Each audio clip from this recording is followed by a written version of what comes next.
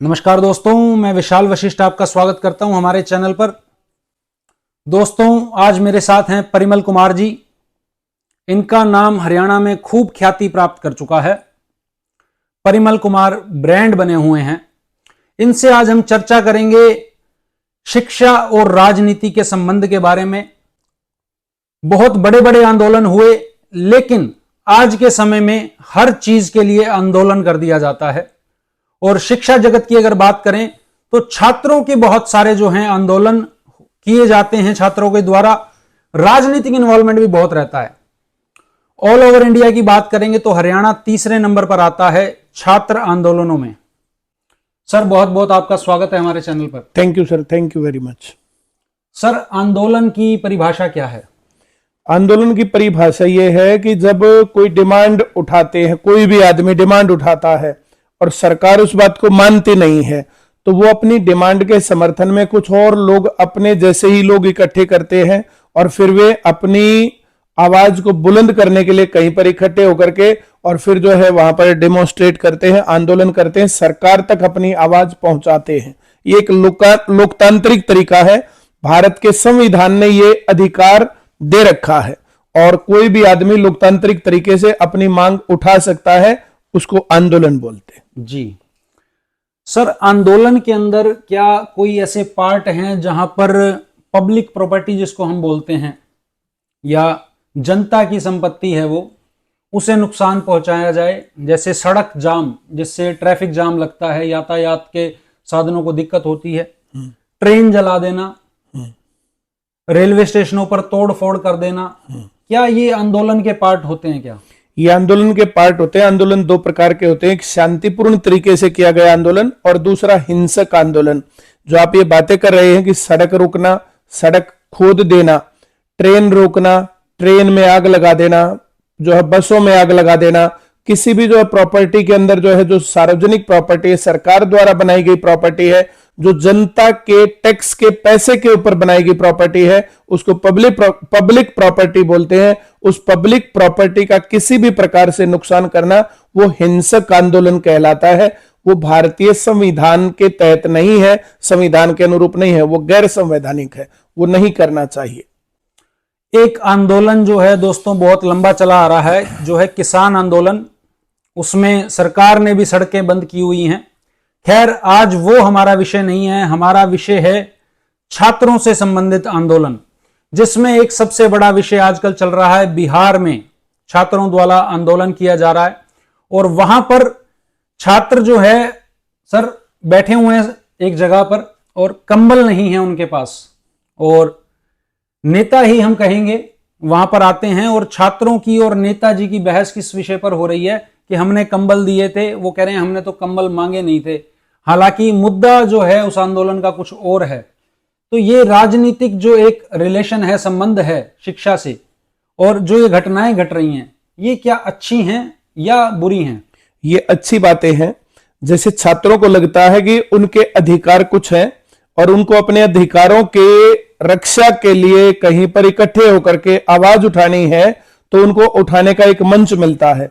अब राजनीति में जो विपक्ष के लोग होते हैं, विपक्ष के लोग वहां जाते हैं, उनकी बातें सुनते हैं और फिर विपक्ष उस बात को विधानसभा में भी, लोकसभा में भी उठाता है और ये अच्छी बात है। छात्र राजनीति के कारण ही छात्र हितों का जो है संरक्षण होता है और भारत के अंदर संविधान द्वारा ये जो है एक अधिकार दिया गया छात्रों को कि वे अपनी यूनियन बनाएं और वे अपनी मांगों के लिए संघर्ष करें। अभी थोड़े समय पहले एक आंदोलन छात्रों द्वारा हुआ, बहुत चर्चा में आया, जहां ट्रेनों में आग लगा दी गई थी, स्टेशनों पर तोड़फोड़ की गई थी। क्या वो उचित था? देखिए, उसको आंदोलन नहीं बोलते हैं। उसको जो है, जैसे जहां पर भीड़ इकट्ठी हो गई, उसका कोई लीडर नहीं है, उनका कोई मोटिव नहीं है और किसी असुविधा के कारण इस प्रकार की चीजें कर देना, वो आंदोलन नहीं कहलाता है। वो गलत काम है और इस प्रकार से गलत है। ट्रेन जला देना, बस जला देना, ये बिल्कुल भी नहीं होना चाहिए और ये लोकतंत्र इसकी अनुमति नहीं देता और अल्टीमेटली इसका सारा असर जनता के ऊपर ही पड़ता है। महंगाई बढ़ती है, फिर किराए बढ़ते हैं, बाकी चीजें बढ़ती हैं, तो ऐसा नहीं करना चाहिए। बिहार के आंदोलन की अगर हम बात करें सर, तो वहां पर दो जगह पर जो है ना छात्र इकट्ठा हुए, स्टूडेंट, दो अलग अलग जगह पर। एक पार्टी से संबंध रखते हैं और दूसरे व्यक्ति दूसरी पार्टी से। गांधी मैदान में जो है स्टूडेंट को इकट्ठा करने की वहां पर चली रही है कोशिश के वहां से दिल्ली तक पहुंचा जाए। दूसरी एक और जगह है, वहां पर 2 तो खेमे हो गए, चाहे उनका टारगेट एक भी है। और दूसरी जगह जब एक और व्यक्ति जिनका नाम है प्रशांत किशोर वहां जाते हैं, उनका वीडियो भी वायरल हुआ, कंबलों को लेकर के वहां बहस हो जाती है। तो क्या आपके विचार हैं इस पर, इस तरह की चीजें? देखिए, मुर्दा जब कुछ होता है तो कौवे वहां पर जाकर के खाने को पहुंच ही जाते हैं, तो ये मुझे ऐसा लगता है। बाकी छात्र नेता, पहले जो छात्र वहां जाते हैं तो उनका लीडर कौन होगा, छात्रों को चुनना चाहिए एक लोकतांत्रिक तरीके से। वहां लीडर कौन होगा, वहां की कमेटी कौन होगी, डिसीजन कौन लेगा, क्योंकि अगर कोई डिसीजन लेने वाली कमेटी वहां आगे नहीं होगी तो फिर जो है बुरा हाल होने वाला है। कौन डिसाइड करेगा, कौन क्या कहेगा क्या नहीं कहेगा, वो आंदोलन बिखर जाता है। तो इस प्रकार की दिक्कत वहां पर जो है, मुझे जो लग रहा है कि कोई आदमी लीड करने वाला नहीं है, लीडिंग कमेटी नहीं है, जिसके कारण अलग अलग नेता और अलग अलग लोग वहां जाकर के फिर जो अपनी अपनी रोटियां सेकते हैं, जो कि गलत होता है। ऐसा नहीं होना चाहिए। अब ये घाघ लोग होते हैं, इनके पास जो है कोई मौका नहीं होता और इस प्रकार का मौका मिलता है तो फिर ये उसको बिल्कुल भी नहीं छोड़ते हैं। तो उसमें फिर छात्रों के असली मुद्दे दब जाते हैं और इनकी पॉलिटिक्स चमक जाती है। जी, छात्रों के साथ जो है पुलिस ने, कह रहे हैं, बर्बरता की, लाठी डंडे बरसाए गए वहां पर। मैंने भी देखी वीडियो, देखी है, जो छात्र बैठे हैं आराम से शांतिपूर्ण तरीके से रोड के बराबर में, और वहां पर जो है डंडे जो है चल रहे हैं, उनको पीटा जा रहा है।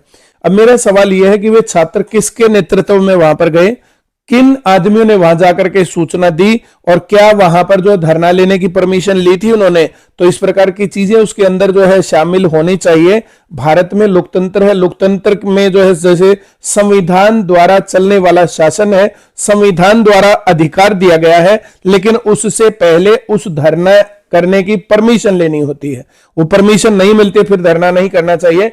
धरने की परमिशन मिल जाती है, ऐसा नहीं है कि धरने की परमिशन नहीं मिलती। वो गैरकानूनी तरीके से, गलत तरीके से, अति उत्साह में बच्चे ये गड़बड़ करते हैं।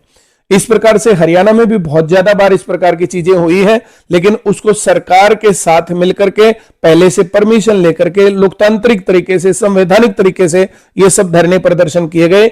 वहां पर जो लोग धरने को संचालित कर रहे हैं, जिन्होंने उस पूरी कार्रवाई का आयोजन किया, उनको चाहिए था सरकार को सूचित करते और सही तरीके से वहां पर जो वे लोग करते। जी सर, छात्र की क्या परिभाषा है आपकी नजर में? छात्र की परिभाषा यह है कि जो अपने घर से बैग उठा करके कॉलेज में, स्कूल में, यूनिवर्सिटी में, कोचिंग सेंटर में जाता है, वहां जाकर के वो जो है शिक्षा ग्रहण करता है, ज्ञान हासिल करता है, और शिक्षा ग्रहण करने के बाद फिर उस शिक्षा के दम पर वो कहीं ना कहीं एक रोजगार प्राप्त करता है।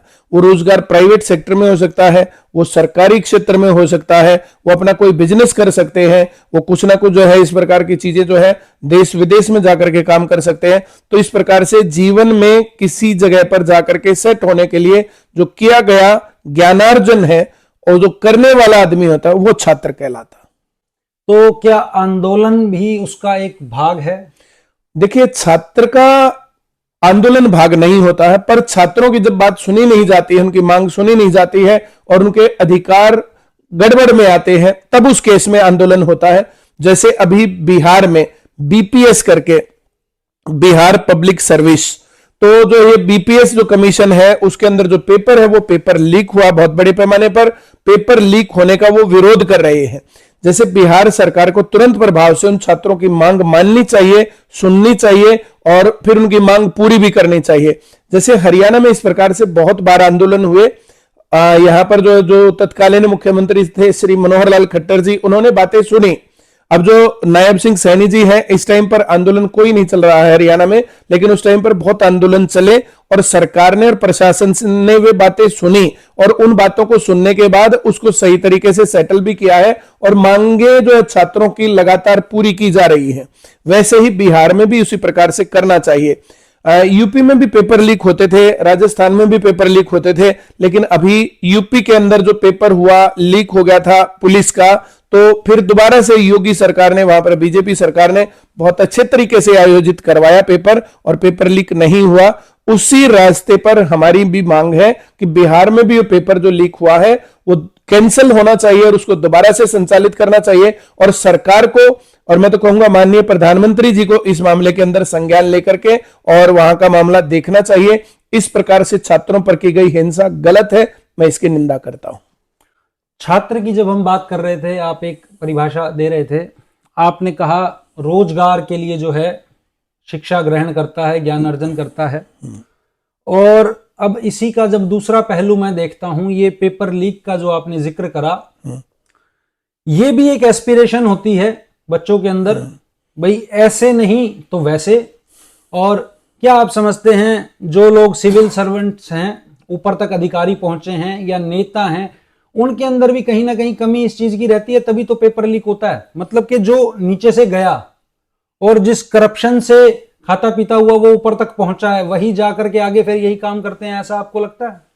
देखिए, भारत है, 100 में से 99 बेईमान, फिर भी मेरा भारत महान। भारत में ईमानदार उसको बताते हैं जिसको मौका मिलता नहीं है। ये एक सर्वमान्य सत्य है।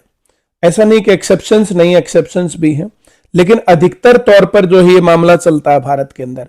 और हर एक आदमी सीट पर पहुंचने के बाद जिसको मौका मिलता है वो इस प्रकार की चीजों के अंदर गड़बड़ करता है। लेकिन लोग जाग रहे हैं, जनता जाग रही है, पब्लिक जाग रही है, और जो ये पेपर लीक होने वाली घटनाएं हैं इन पर काफी हद तक लगाम भी लगी है। अब तो कई साल बाद जो है मैंने ये सुना कि पेपर लीक हो गया इस प्रकार से, और इस प्रकार से आंदोलन करने के बावजूद भी सरकार उस बात पर संज्ञान नहीं ले रही, सुन नहीं रही है। तो ये माननीय नीतीश कुमार जी को करना चाहिए। छात्रों के ऊपर इस प्रकार की बर्बरता गलत है, और जिन लोगों ने ये काम किया है, जिनके आदेश से ये काम हुआ, उन अधिकारियों के ऊपर सख्त कार्रवाई करने की मांग मैं करता हूं, करनी चाहिए। इतनी ठंड में बच्चों को जो है वो अपने हक की मांग ही तो कर रहे हैं कि पेपर लीक नहीं होना चाहिए। सही बात है, एक जायज बात है। पेपर लीक को कौन सही ठहराएगा? और जो जाकर के उनकी बात सुननी चाहिए, सरकार को, प्रशासन को, किसी नुमाइंदे को वहां पर भेज करके जो उनकी आवाज सुननी चाहिए, बात सुननी चाहिए, पर ऐसा हो नहीं रहा, वो निराशाजनक है। जी, एक सब्जेक्ट होता था बचपन में, मॉरल साइंस जिसको बोलते थे। क्या आपको लगता है कि दूसरी चीजों के साथ साथ जब तक एजुकेशन चल रही है वो सब्जेक्ट एक रहना चाहिए, और जब सरकारी नौकरी के लिए भी आदमी जाता है तो वो मॉरल साइंस जिसमें सिखाया जाता था कि चोरी नहीं करनी है, दूसरों का सम्मान करना है, क्या ये बार बार पिंच करते रहना चाहिए व्यक्ति को, नहीं तो वो ढल जाता है दूसरे हिसाब से? देखिए, मॉरल साइंस था वो तो जितना काम करता था, लेकिन उससे ज्यादा जो है ना मॉरल साइंस घर पे दादा दादी, मामा मामी, नाना नानी, माँ बाप, चाचा चाची, बुआ फूफा जैसे जो रिश्तेदार होते थे, वे सब लोग इन बातों को बताते थे। ईमानदारी एक बड़ी चीज है, सच एक बड़ी चीज है, लेकिन उस प्रकार का समाज का ढांचा बिगड़ा है। और स्कूलों के अंदर भी इस प्रकार का ढांचा बिगड़ा है। अब स्कूलों के अंदर पढ़ाई पर उतना ध्यान नहीं है, सभी का ध्यान फोकस रहता है कि हम किस प्रकार से कॉम्पिटिटिव एग्जाम निकाले। अब स्कूली लेवल पर भी कितने ही जो है, जैसे NTSC का एग्जाम हो गया, स्कूली लेवल पर किसी स्कूल में जैसे नवोदय विद्यालय में जाना है, अब सैनिक स्कूल में जाना है, या कहीं और जो है आर्मी स्कूल्स में जाना है, तो वहां पर जो कंपटीशन है उसके ऊपर हम बात करेंगे। तो वहां पर जो है जैसे 10th 12th क्लास पास करते फिर जो कंपटीशन पास करके आगे बढ़ना है, जो स्कूली पढ़ाई है वो पढ़ाई वैसी पढ़ाई नहीं रह गई जो एकेडमिक से पढ़ाई पहले होती थी। अब पिछले 10 साल में पढ़ाई का स्ट्रक्चर बिल्कुल बदला है, जिसके चलते मोरल साइंस जैसे सब्जेक्ट्स की वैल्यू स्कूल में भी कम हो गई, पाठ्यक्रम में भी कम हो गई, और घरों की तरफ से भी कम बताया जा रहा है। उसके चलते ये सब चीजें ज्यादा है। लेकिन सिर्फ ये कहने और पढ़ाने से बातें नहीं होती, इसका एक प्रॉपर तरीके का सिस्टम होना चाहिए। प्रॉपर तरीके से इस प्रकार से नहीं चल सकता है कि बकरी और शेर एक ही घाट पर जाके पानी पिएंगे और शेर को मोरल वैल्यूज जो है सिखाई जाएंगी, ऐसा नहीं होता है। ये हर चीज का अंकुश होना चाहिए, लगाम लगनी चाहिए। और पेपर लीक होने का मामला सिर्फ जो है इस प्रकार से मोरल साइंस से नहीं रुकता है। पेपर लीक के ऊपर तो जो है सख्त कानून और सख्त कार्रवाई होनी चाहिए। योगी जी ने इस बात के ऊपर जो काम किया था, पेपर लीक वाले लोगों के जो है घर वर ढा दिए थे, इस प्रकार से उनकी प्रॉपर्टियों के ऊपर जो कब्जा किया था, और कई राज्यों में इस प्रकार से जो है डैमेज कंट्रोल के लिए जो है कानून बनाए हुए हैं, वैसा ही कानून लागू होना चाहिए और बिहार में भी इस काम को फॉलो किया जाना चाहिए। जी सर, आपने अपने विचार रखे। बिहार में जो छात्र आंदोलन दोस्तों चल रहा है उसके बारे में आज का हमारा चर्चा का विषय रहा, हमने बातचीत की। आपको ये चर्चा कैसी लगी कमेंट करके जरूर बताइएगा। फिर मिलेंगे आपसे अगली वीडियो में। बहुत बहुत धन्यवाद सर, बहुत बहुत शुक्रिया। नमस्कार, थैंक यू सर।